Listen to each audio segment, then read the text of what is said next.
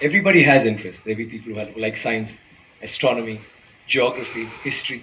But I think the most important thing is history. As children, all of us have listened to stories of the past. Whether it's Chandamama, do you have Chandamama in Hindi? Yes, yes. All those are stories we hear. We've been told stories about the past, about kings, about our. We've had such an illustrious past. Just a small thing that I want to bring to your notice. We all talk about the pyramids and how could they have possibly built it? How did they do it so many years ago? But do you know that in India we have so many temples, but the one with the highest Gopuram is there in Tanjavur, which is where the Chola dynasty had happened, and his role, Rajaraja Cholan, had built it. That particular temple has the highest Gopuram in the whole world.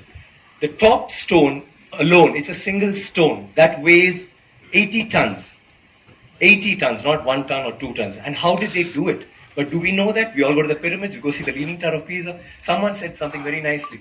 He said, we are actually appreciating a building that doesn't stand.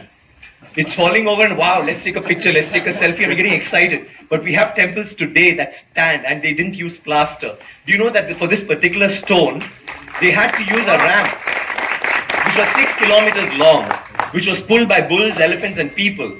6 kilometers long to get it up there, without any machinery, without any cranes, without anything.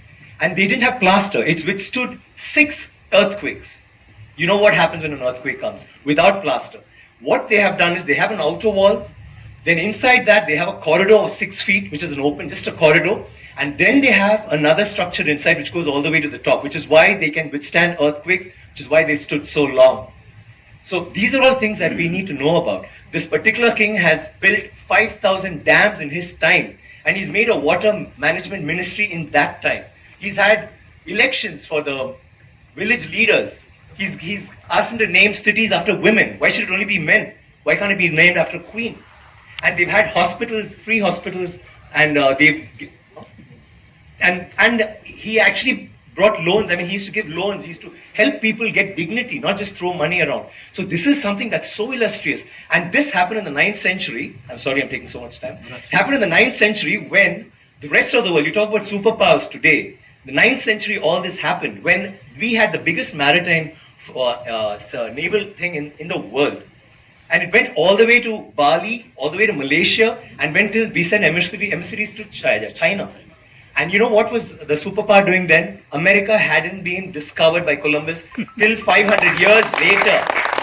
So think about our culture, think about how advanced we were. We need to be proud of this. It's nothing to do with North India, South India, West India. It is, we are Indians. And we need to be proud of ourselves.